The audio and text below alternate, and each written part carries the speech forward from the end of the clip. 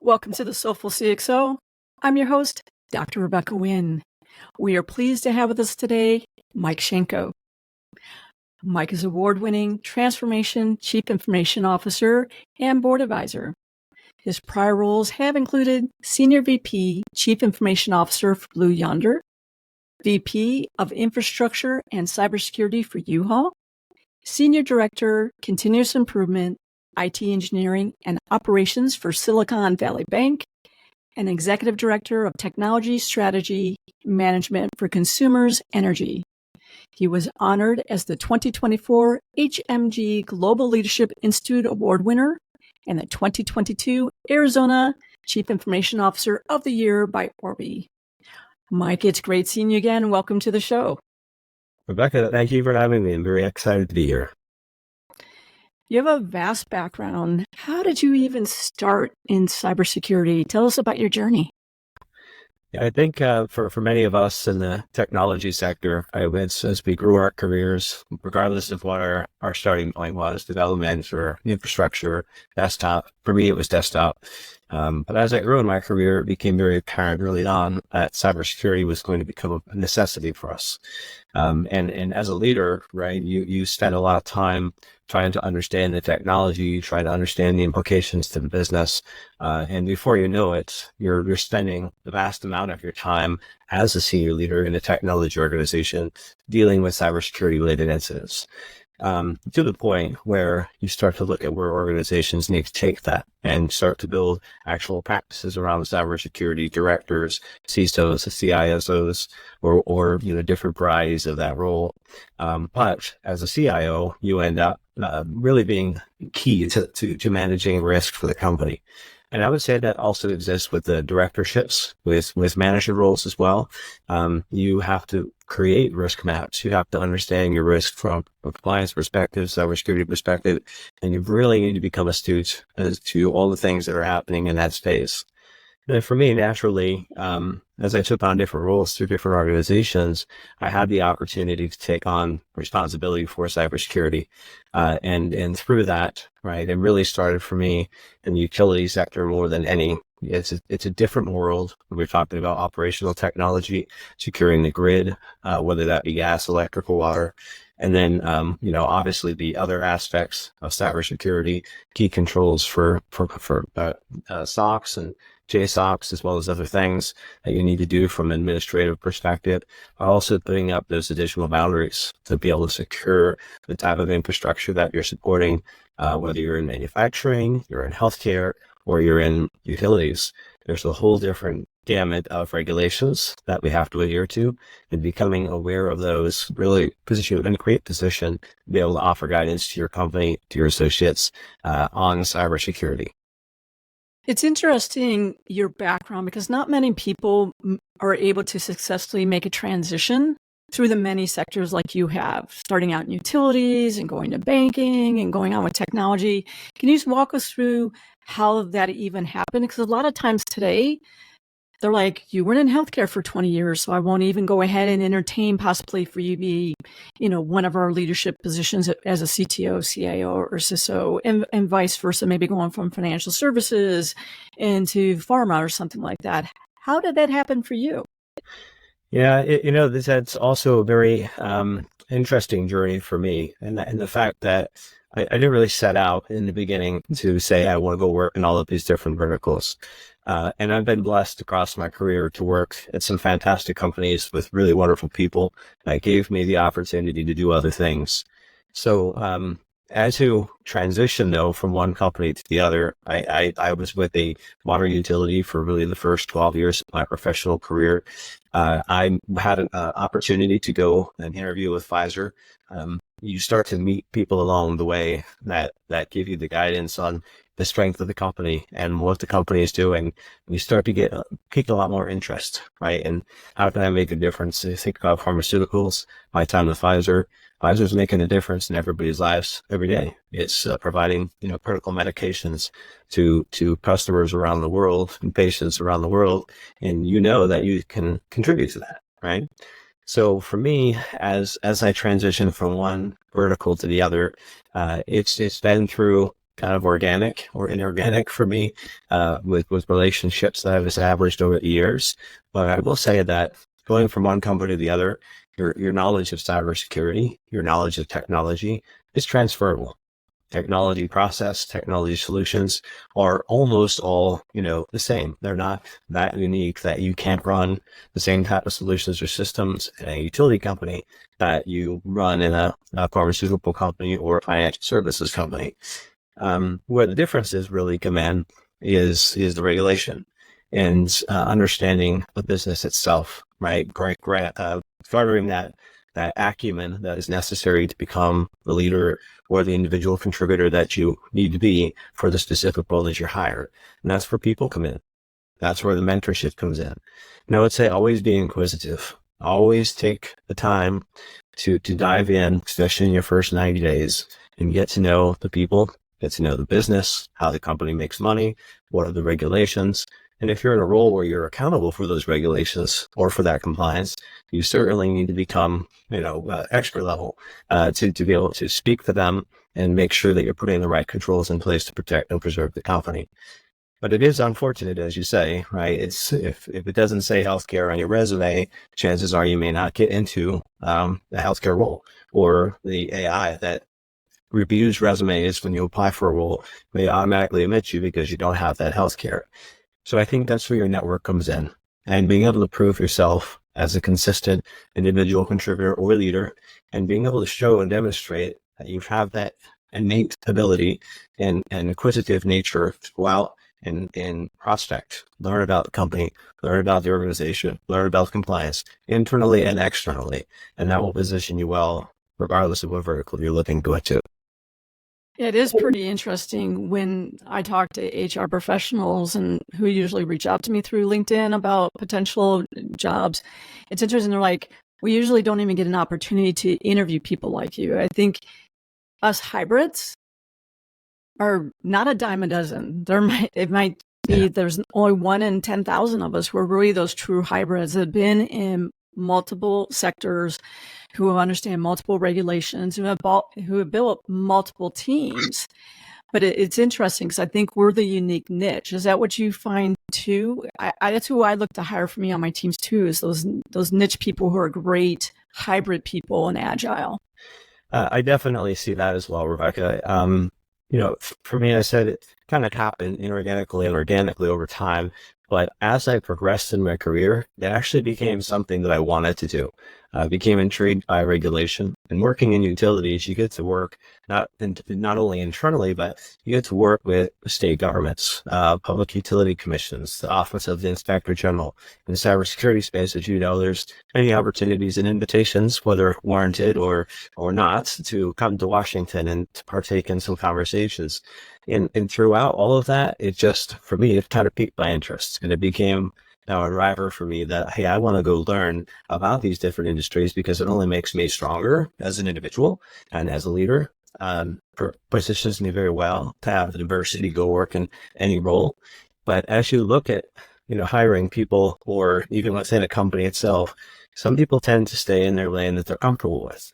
And that's not necessarily a bad thing. I think there's a place for both where there needs to be folks who want to stay in those career paths and stay in that vertical forever. Makes them very strong, makes them 30-year veteran, 20-year veteran of their trade.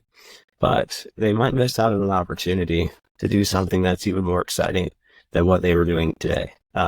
Missing out on an opportunity to learn different walks of life or business.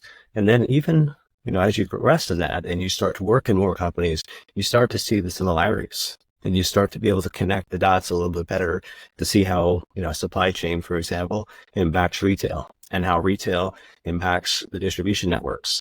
So for all of us to be able to put together those pieces, you have to have exposure to it. It's not something that you can pick up a book and see, those differences as easily. You have to go out there and experience it. Yeah, I think it also allows us to change a lot quicker with emerging technology, because generally we've seen a lot more variety in the technology, and we're also used to working with current operational state and also moving to new operational state. How have you been able to help your teams transition to the emerging technologies such as AI? Because right now, a lot of people are fearful of their jobs, and I think they should be fearful if you're stuck in traditional cybersecurity, infrastructure, networking, and you are not trying to learn how these new technologies can be used for the good. You better start today versus yesterday. What is your viewpoint on that, and how do you position yourself, and how do you position your teams for more success in the emerging technologies that are going so quickly today? Yeah, I kind of live by and have said, those who are listening to this are part of my team, not hearing this for the first time for sure, that change is the only thing that's constant in life, right? And Gandhi said a variant of that at some point. For us in the professional world, in the enterprise world, we see that each and every day. We see that change is going to come. It's going to come rapidly through technology. It's going to come through leadership change in companies, restructuring, mergers and acquisitions, you name it, right? So change is going to hit us, not to mention societal impacts. We think about what happened during COVID-19. Nobody could have ever planned for that. No one knew what to do, but we figured it out, right? As organizations and as people, we figured out how to make life work. And some of us play very big roles in being able to adapt to that. So for any change that's coming in an organization, I think it's very important for a leader to understand that they need to bring their team along for the ride. And change sometimes happens to us unceremoniously. We can't necessarily control what that change is. But in most cases, you're going to have some type of a glimpse as to what kind of change is coming. If you're doing your due diligence and you're looking ahead at the technology, if you're looking ahead at what the business leadership is doing, what the board of directors wants to see, you're going to be able to start to pivot the organization, your strategy, and your team, and start building a path to get there. And if you're bringing along your individual contributors, you're showing them, what does this change mean to them? Organizational change management is key here in giving people the opportunity to be a part of some projects, to be a part of the discussions, take training. And sometimes training is hands-on training. It's being a part of a conversation. Sometimes it's just figuring it out as we go along. It's not always going to be some type of structured training. And with that, you start to see people that are taking interest. And sometimes you're very fortunate and you have individuals that are going to take the ball and they're going to run with it. They want to be the advocate for that change. And then ultimately they become a champion for the change. And on the flip side, there's some people that are going to really struggle with change. And I think that's where you as a leader have to really understand people at an individual level, pay attention to how they're accepting and adapting to that change, but putting the pieces together in front of them, helping them feel comfortable with it, letting them know that, hey, we're learning this together. This is not do it or die situation. This means we're going to figure it out over time and we're going to position ourselves better. AI is moving at a faster pace than any other technology than we've ever really seen in my professional career.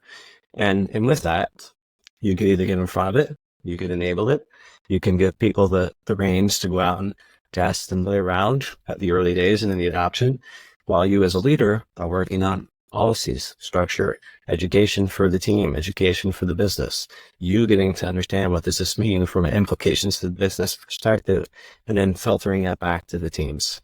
But you have to allow them to innovate. You have to allow them to play. You have to let them know that it's okay to fail, right? In the case of AI, failing fast is going to be important, but you can get in front of it and you can enable it, or you can stand there and let the wave crash over you as it goes by. I prefer to be in front of it. Yeah, I agree with you. I think creating some sort of sandbox where you have innovation labs where data analytics, architecture, being able to go ahead and even do capture the flag moments and stuff like that on your teams is really important. A lot of times people get fearful of that. There's also, like you said, there's outside ranges. I know here in Arizona, we have a big cyber range. Both of us are from Arizona that you can use as well too and be part of those groups. And people don't always take advantage of that. A lot of times they think that your advantage has to come 100% of work. And I've encouraged people outside there, whether it is being involved in a professional organization, whether it's being involved in a meetup group or webinars and stuff like that, get involved outside of work as well too, because there's great things out there in your work. Just doesn't have enough time or resources to be your sole source of learning new knowledge. Would you agree with that? Totally agree with that. I mean, you make an excellent point that learning is not something that we can depend on just our company to do. It's something we have to take on our own, right? We've got to do our own research. We've got to get out and have conversations. Some people are very comfortable in public setting and making relationships and networking. Others are not, and that's okay. But you do need to at least put your best foot forward and get out to, do the research, whether it's in a cyber range or an old school library, or, go online. There's so much content that's out there. But you have to be a champion for your own cause as well. If it's something that you're interested in, then go out and get it.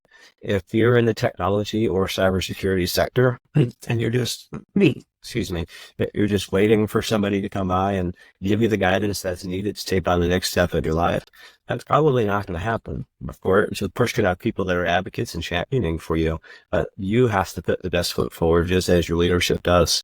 And that those two things come together. Now you have somebody who's innovating on behalf of the company, but you're also, improving yourself and giving yourself really an opportunity to be ahead of the game within your organization, or potentially, making yourself a subject matter expert that people can draw upon for opinions. And now you're building a network of your own, built based on the trust and the confidence and the knowledge that you have available to you.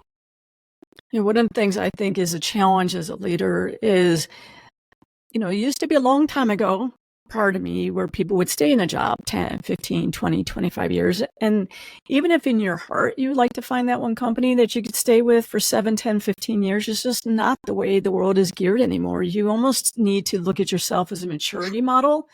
And what stages of that maturity model are you the best leader in? Are you a person to come in and they're bootstrap company, and it's to help them determine what technologies they need to put in and kind of what their team structure should be? And then you pass it on to the next leader who really is the builder of the teams. And then they pass off to the person who's really, I would call more of a stabilizer, the person who go ahead and how can we really run this successfully for 5, 7, maybe 10 years? And then you have people like, we're really mature. We're looking at maybe going ahead and starting to acquire other companies and things like that. But you have to really look and see where you are as an individual anymore on that maturity model, and then start to see what are the companies that I best align with on the maturity model. Maybe they're at the maturity model or that department. Is that what you're seeing too? That's the paradigm shift that I think I've also seen the last 3 or 4 years. I could say I could look at this in two different lenses. As I mentioned before, I've been blessed to work at some fantastic companies over the years. And I think in some verticals and some sectors and some companies, it is very possible to start your career and end your career there. And I've seen that, especially in the utility space. That's a common theme, where you have people that start off, maybe as a meter reader. In fact, one of my former CEOs started off as a meter reader in their career, I think when they were 16, and they grew all the way to the CEO of the company. Which is fantastic, right? That's a great story. That builds so much pride in that company. It builds so much pride in the organization. And now you feel like you're a part of that, right? And in his case, he absolutely was. He was a part of the brand of that company, and probably will be for decades to come. On the flip side of that, because everything is changing, right? This goes back to the dynamic of how do we adjust to change. Chances are, no matter what industry you're in, no matter what vertical, it's not going to be the same 5 years from now as it is today. And that is because of the fast pace of change in innovation. Things like AI, right? Not only AI, but AI has been around for a while. Now it's very much mainstream, but it is on everybody's radar. And now everybody's asking questions. What can I do differently? What should we do differently? What kind of technology now is available to us that wasn't available 10 years ago? So we have to come to the realization that those external drivers are going to impact how we, manage inside the business. So I think staying at a company for a long period of time may still be very, very possible. I think staying in the same role at a company for a very long period of time is probably no longer a viable solution, because your job is going to be changing in some way, right? And you could grow with it, you could adapt to it, you can change along the way, you can improve upon it, you can be the driver for that change. But again, if you're going to expect that so I definitely feel like that may be changing, the catalyst, and then we might see more people that are changing more frequently, in a 3-year period, 2-year period. And some of that is also, just changing generations. There's a difference in what people desire and what they want. Some people get bored quickly in their roles, right? Where they feel like they've reached their potential at one organization and they want to go on to the next. So I'm very happy to see that it's not just about compensation. For some it is. For many it's not. It's how can I continue to grow myself? How can I continue to be motivated and feel like I'm making a difference? And I think that's one of the drivers that we're seeing now with the rapid change through technology, through pace, and through the organizational construct itself. Yeah, I think one of the biggest challenges too is it's one of the very few times, whether it depends on how you want to count it. Do we have 4 generations or 5 generations that you're trying to manage in technology? And that is a challenge because every one of those generations, the way they like to communicate is different as a whole. Their communication channels is different as a whole. How they like to balance work-life is different as a whole. And their sensitivity on how they like to interact and discuss things with people is different. How have you been successful in that, or what are the biggest challenges that you find that? I find that pretty challenging. I know one of the things I like to do is almost you have to sit people's like my ways of working or something like that and have them fill it out on their communication style. And you have to, as a leader, you might have to communicate things in 5 different ways because trying to get them only to hear your way takes a lot of time and extra processes versus at times to go ahead and to say things maybe slightly different in 4 different ways so everybody can pick it up quicker. It's almost like to me, like when I teach universities, you have to have a variety of ways that you say it so people can pick it up a lot quicker. Again, you're spot on, right? So I'm going to unpack 2 different responses here from your statement. The first one I'll touch on is how you get the message across to people. And I do think, if you have 100 people in a room, chances are you have 100 different understandings of what the speech was, the message was that you delivered. We're all going to internalize it a little bit differently. So having different mechanisms to be able to catch the eye, right? Something that triggers them. For me, I'm a very visual learner, so I like to see things in architectural diagrams. I like to see materials that, if I want to dig deeper, I can. I want that high level first understanding, and then I start to dig deeper from there. Others like words, others like messages or conversations. And now you think about how the generations are getting their content. I look at my niece who's just turned 2, and the fact that she had an Android device and an iPad when she was just after 1 year old, and she's learning her alphabets and her colors and so on. But at the same time, she's learning interfaces. She's learning how to interact with the computer, the machine, the droid. And then I go back to my children who are now 17, I'll soon be 18 and 21. They also have access to technology, at a fairly early age, but for them, maybe then 7 or 8. So it's getting younger and younger.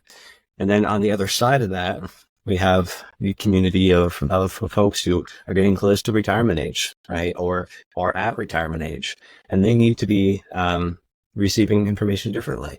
Not everybody's going to grow at that same pace. Not everybody's going to want to swipe left and swipe right.